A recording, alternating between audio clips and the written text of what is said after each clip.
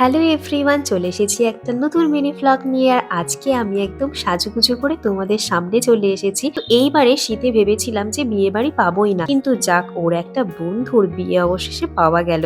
তো ওর school friend, তার জন্যেই আমরা একদম সাজুগুজু করে দুজনে রেডি হয়ে গেছি। আর ঘরের অবস্থা আমি যা করেছি, বাপরে বাপ, এ এখন গোছানো আমার পক্ষে সম্ভব নয়। এসেই গোছাবো, তো দুজনে রেডি।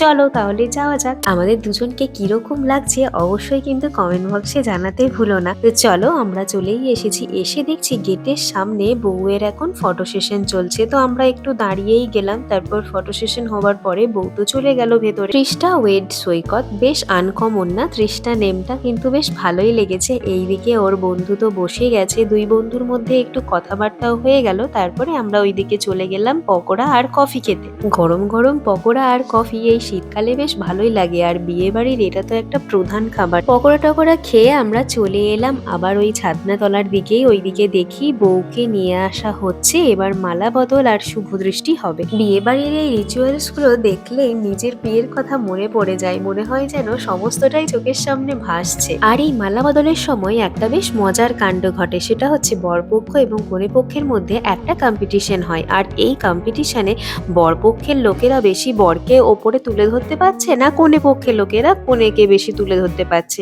অবশেষে কি হলো, বরপক্ষই জিতে গেল, তোমরা দেখতেই পেলে। কিন্তু বরপক্ষকে জেতাতে গিয়ে বরের প্রায় উল্টে পড়ে যাওয়ার অবস্থা। কিন্তু যাক, বরের কিছু হয়নি, ঠিকঠাক ভাবে মালা বদলটা হলো। আর এখন চলছে পোস্ট।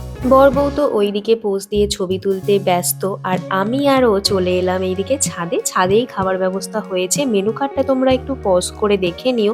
তো এইখানে খাবারে চলে এসেছে স্যালাড, তার সাথে চলেছে ফিশ ফ্রাই, আলুর দম, আর ছিল মটরশুঁটির কচুরি, রাইস, এদিকে চিকেন কষা, আর চাটনি পাঁপড় তো লাস্ট পাতে থাকবেই। জমিয়ে খাওয়া দাওয়ার পর আমরা দুজনে মিলে চলে গেলাম নিচে। আর লাস্টে দিয়েছিল পান।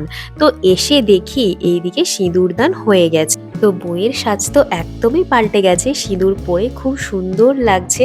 তো এইদিকে সমস্ত রিচুয়ালস হয়ে যাওয়ার পর বউ আর বরের এবার ঘরে ঢোকার পালা। কিন্তু ঘরে ঢুকতে গিয়ে এইদিকে সমস্ত শালির দল ঘর আটকে বসে আছে। তাদের নাকি 20,000 টাকা দিতে হবে, তারপর তারা দরজা খুলবে। তো এইদিকে এখন দর কষাকষি চলছে। বরপক্ষ তো রাজি হচ্ছেই না কিছুতেই। তো তারপর অবশেষে কিছু টাকা দেওয়ার পর তারা দরজা খুলে দিল। আর আমরাও এইদিকে বাড়ির পথে রওনা হলাম। তো ভ্লগটা কেমন লাগলো অবশ্যই জানিও। দেখা হচ্ছে তোমাদের সাথে নেক্সট ভ্লগে। টাটা।